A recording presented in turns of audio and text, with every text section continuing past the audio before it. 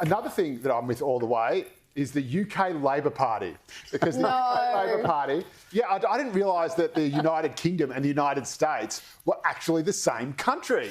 But it seems that they are, because the United Kingdom's Labor Party is sending nearly 100 current and former staff to the US to campaign for Kamala Harris. The redcoats are coming. The redcoats are coming for the Blues in America. That's right. It's quite phenomenal. Here's the head of operations at the Labor Party, who says they've got 100 Labor Party staff, current and former, going to the US, heading to North Carolina, Nevada, Pennsylvania and Virginia. These are obviously all swing states. Pennsylvania is the one where you win that, you win the whole lot.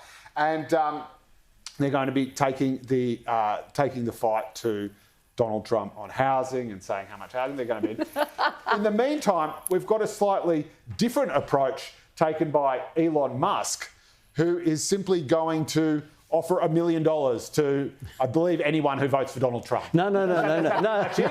You just rock up your vote, you get your million? There's a little bit more to it than that. So Elon Musk has famously said that he is, quote, effed if Trump loses. He says if Trump loses, the only question is, how long am I, Elon Musk, going to prison for? So he is totally backing in Trump, but he's putting his money where his mouth is, making this extraordinary announcement at a rally in Pennsylvania over the weekend. Check it out. We're going to be awarding $1 million to randomly to people who have signed the petition every day from now until the election. And he kicked it off immediately in that same speech, announcing that day's winner, a guy by the name John Dreyer. Here he is. The guy can't believe it. The first thing that happened, I screamed, and it was $1 million, and I was pumping my check in the air, pumping my arms in the air, and I went up, and actually meeting Elon, I kind of forgot about the money for a little bit, since he's such an influential figure. For guys my age who are working hard every day, and it's really important to get out and vote. Now, obviously, the Dems don't like this at all and have taken to social media to say, how is this not election interference? How is this legal? Something tells me Elon Musk's legal team went over this with a fine-tooth comb before he made it. But how would you be, Kel, going, wait, I just signed a petition supporting the Constitution, and I'm basically in a lottery to win $1 million, every single day until the election. And I mean, there's a bloke that walked into that meeting and walked away with the $1 million. He wouldn't be complaining about that. Let me explain. They've got things in America called PACs, Political Action Committees. So anyone could set one up. You need to register it with the political mob in Washington. The one that Musk set up is called America PAC, and they can collect money and they can either run campaigns or support a candidate or whatever, as long as they're registered. Now, he's running a legitimate PAC, and his PAC's got this petition. So it's not actually vote for Trump. It's signed the petition to support free speech and the right to bear arms. So that's what it... But obviously, if you want the $1 million and you want to sign a free speech about bearing arms, you're not voting for Kamala Harris. So you're on the right team. Which is why the PACs were set up in the first place. The whole point of setting up the PACs is because it sidesteps caps on campaign donations. So a PAC can spend everything it wants. It's not actually telling people to vote for a particular candidate or against a particular candidate. It just knows exactly who the people it's targeting are going to vote for if they do what it says. Sometimes they make their own commercials. So they make heaps and heaps of their own commercials. But I just want to know, just a quick straw poll on the panel, what do you reckon is more likely to get people to vote for their respective candidate? $1 million or some whiny pom going on about how they say, oi man, I just got in from, just come in from Brick Lane, you want to vote? He might, but he might be in trouble. Musk might be in trouble. He's not buying votes, because if he was doing that, that would clearly violate election laws. But he's running this in Pennsylvania, and it turns out in Pennsylvania, you need a licence to run a lottery.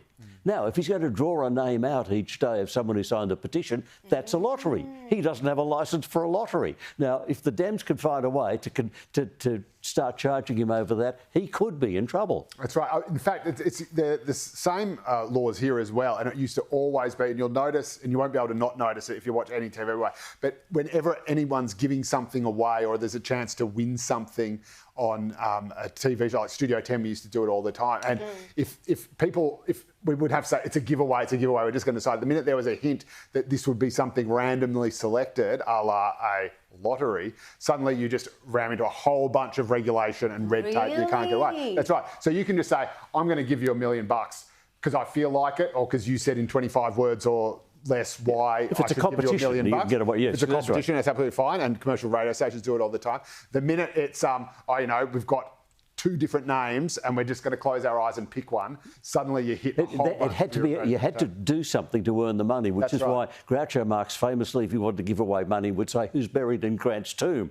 So you answered the question and you got the money, because that got him over that legal hurdle. Can I just go back to the Brits? The people from England who are going to go in and campaign. But this is really weird. I mean, the Democrats, were really worried about foreign interference in their elections. Yes. From Russia, from China.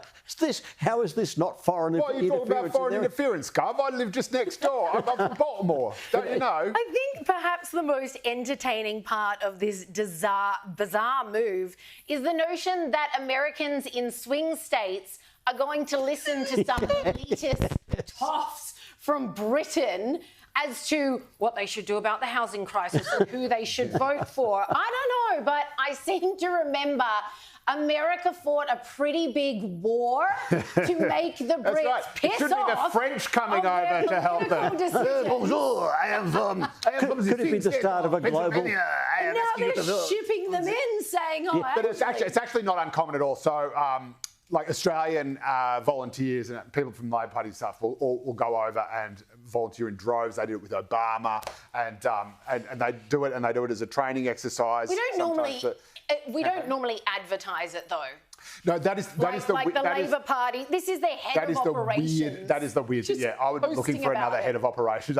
Hi, I'm the head of secret operations for the UK Labor Party. Guess what we're doing in the American elections? You don't want to let anything out. But it could be a pattern. If you've got Labor for Kamala, which is what they've got, there could be Australia for Trump. There could be Samoa for Kamala, Japan for Trump, the Easter Island for Kamala. Well, there's already white women under 5'6" who wear shoes for Kamala, as well as black women over 5'8" who like to. There is actually a group called White Men for Kamala. It actually exists. I know. So I mean, it's because you can't get any black men for Kamala. Indeed. Well, I'm sure if the Dems can find a way to take Elon Musk to task over this, they will.